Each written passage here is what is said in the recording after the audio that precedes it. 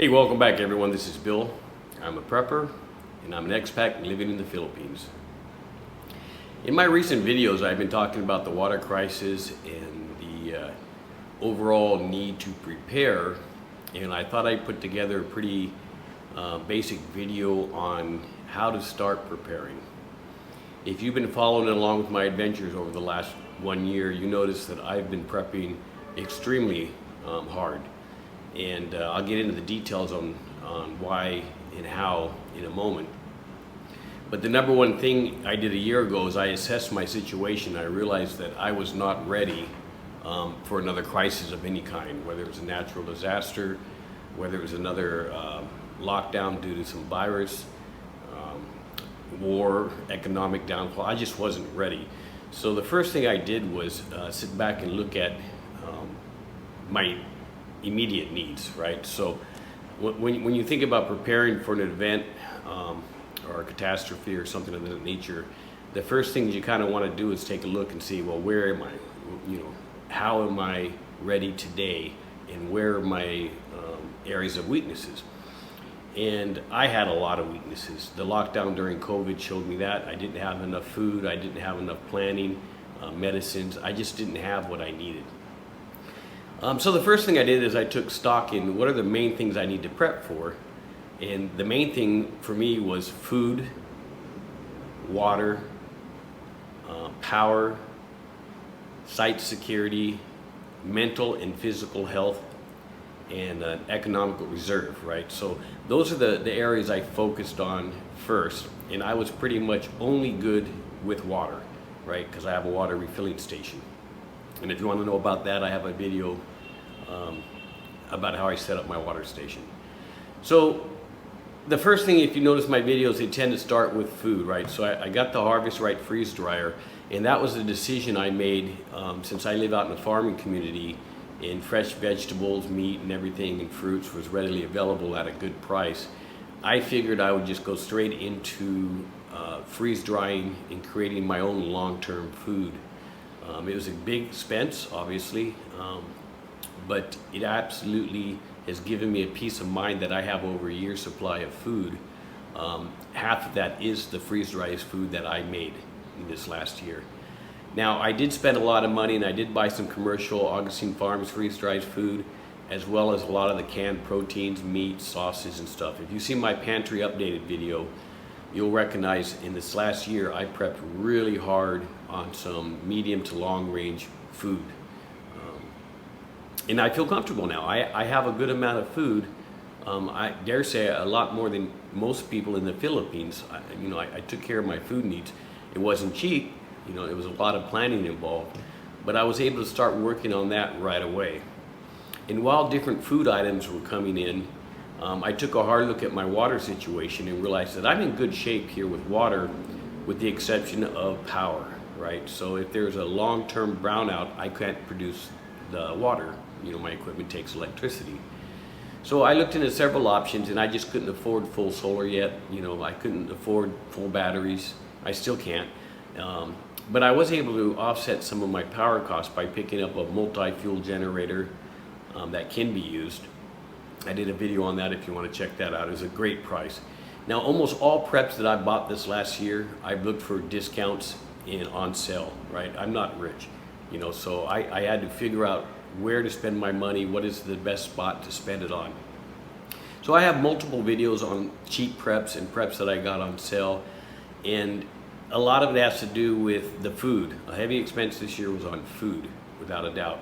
And then I put a lot of preps into gear, right? So everything from medical supplies to fixed blades to portable solar to portable lighting to batteries to my radios. I put a lot of time and effort in trying to get the gear. A lot of the gear I don't necessarily know how to use yet, right? So I'm actively working on getting my ham license in the Philippines, and I'm actively working on getting my skill with the radios up to date and where they should be.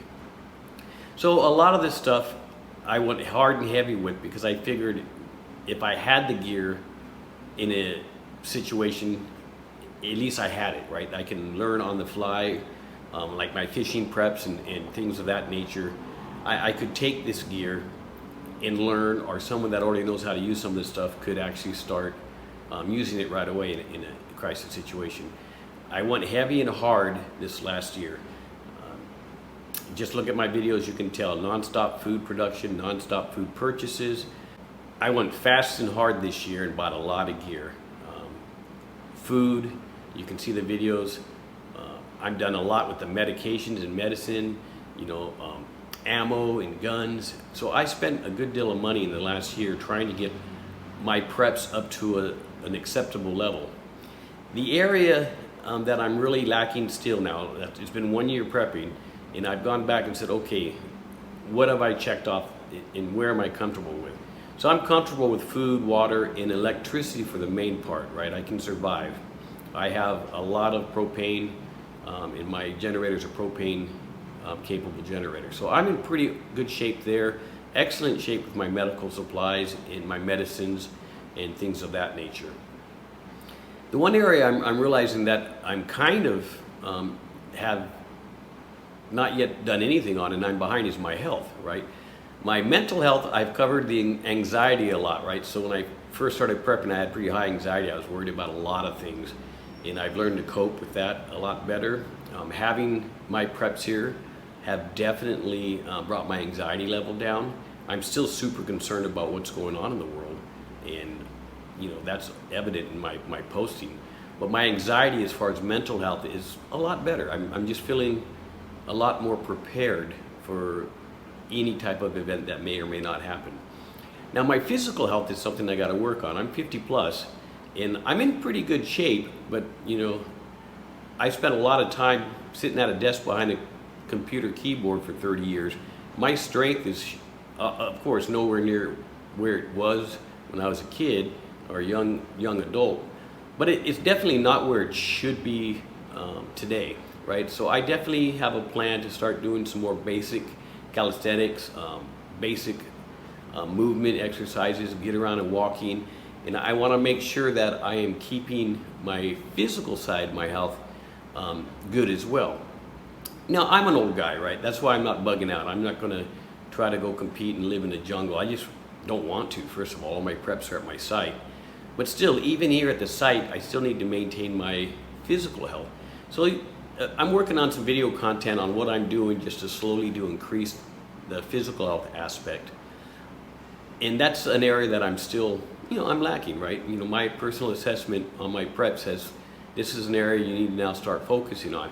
I quit buying as much gear. I do buy select stuff to fill in some blanks when I can find it on sale. I'm still rotating through some food stuff, and I'm still making food. I'm still making my own freeze-dried food all the time. But other than that, I'm in a pretty good spot. 1 year of hardcore prepping and spending, because trust me, I spend a lot of money. I'm getting to a spot where I'm in a good position, right? I really feel that I've hit those needs. Now comment down below if you've been following along with my videos, areas you think I've missed, right? We can talk about economics, right? We can talk about prepping for an economic disaster, right? Do I have a rainy day fund? I've eliminated almost all of my debt, all of it.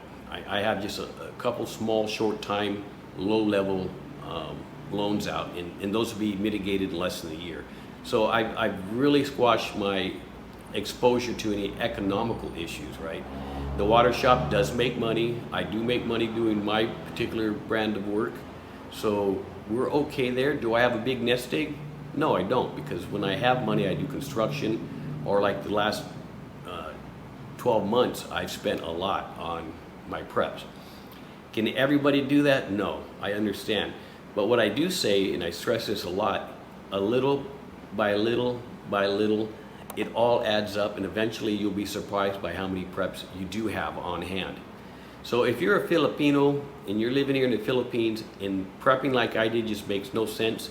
I mean, you want to do it, but you don't have the budget, let's be honest. Not a lot of people do. But I still recommend look at yourself, look inward, find where you're lacking, and it's probably going to be food and water is the first things you need to focus on. Try to get a 30-day supply of food for you and your family. If it's 1 can of tuna a week, if it's a box of Lucky Me, try to get some good stuff, but just try to focus on one thing at a time. And then once you get that 30 days, you can switch up to, okay, now I need some medical supplies. I need some other areas where I can bring something from 0% preparedness up to 10 or 15% preparedness. You're not going to get a 80 and 100%, 80 or 100% in all these areas in a year like I did, unless you're more blessed and you have pretty strong financial backing. But that doesn't mean you can't start prepping. Definitely, take an assessment. Your physical health is something that costs you nothing but your time and commitment to increase your physical health. If you're smoking, try to quit smoking or reduce the amount of cigarettes you smoke. If you don't exercise, try to exercise. These are free things you can do. So can of tuna a week, I keep saying that, but you know what? It adds up, it really does. Water, if you don't have your own well, try to stockpile some water, but in the Philippines, that's really kind of a difficult spot, right?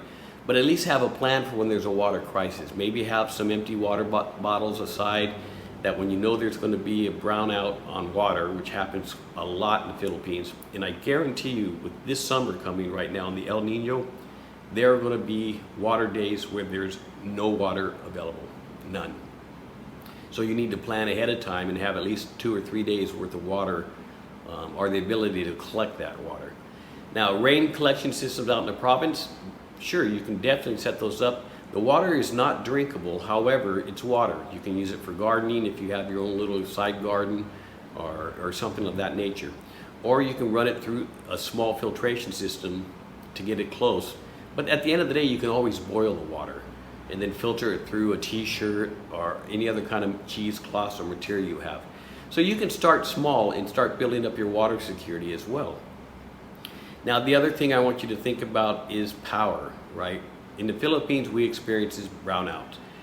The government here has already said that expect to experience rolling brownouts this summer due to the high heat, low rain, low capability to produce hydroelectric electricity, right? So expect it. You are going to have brownouts.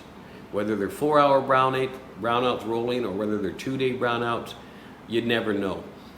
But you also want to prep for the natural disasters, right? We have typhoons and we have earthquakes and we have things of this nature that will disrupt your power as well.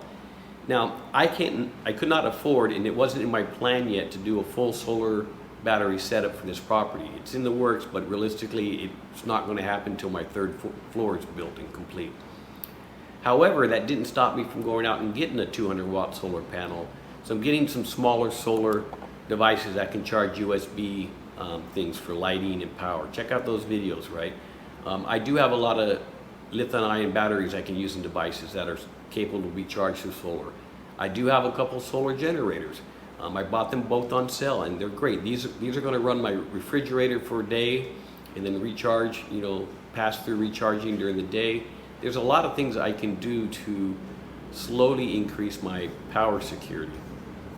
So even these small purchases, when I see things on sale, such as those portable solar panels, they're not the greatest and they're not going to charge a lot, but what they will do is charge enough that you have lights at night, that you can have small portable USB devices that work, your cell phones are charged.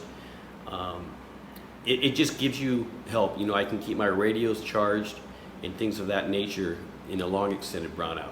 So maybe you can't afford to buy 4 of these or 5 of these at once, but find one on sale that's highly rated, and then go ahead and purchase that one. So you have one, it's a starting point, so you can slowly work on your electricity. I've seen a lot of people out here in the Philippines with just 100-watt panel, and that's just to power lights. Maybe they have 5 LED lights in their house, and that gives them the ability to run lights at night. That's great. That's not really that expensive, and it will definitely help you a lot in brownout situations. The other thing I've been working on this year too, and I still have a lot more to do, but my personal skills, right? So I have all this gear. I don't know how to use a lot of it, like the radios. I've been studying and I'm working on my Philippine ham license for that. But there's still things I just don't know how to do, right? And I'm making a list of things, of gear I bought that I want to learn better. And also, how do I just do some of the basics of how do I skin a chicken? How do I dress that chicken? How do I do a lot of things? How do I fish, right? I haven't fished since I was in my early 20s, right? But I got fishing gear now. I might want to take a day out, take all this gear I got, walk 2 miles to the lake, it's not even that, and spend an afternoon fishing just to make sure that the equipment I got is the right equipment. If it's not, I still have time to adjust and make some more expenditures and get the right stuff in place. So I want to test some of the stuff I bought, and I want to make sure that I have the ability and skill sets to use it. Some things I know I will never use, but I bought anyways, and I haven't gone into a lot of that stuff, but I do have some tools and equipment that I can't use, but I'm hoping that in times of crisis, someone in my community that's working with me can.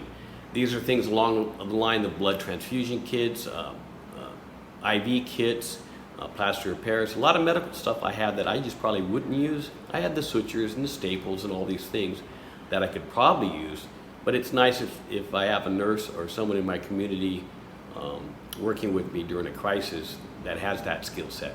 Eventually I'll learn. If you saw my video where I tried to give myself an IV, the nurse friend that was working with me was too helpful. But at least I did it, and I have a feeling that in a crunch I can give myself an IV. I hope things never get that bad, but yeah, so I'm learning skills as I can as well. This video is mainly because I've been telling you guys prep. You need to start prepping, but I really haven't told you how to prep, right?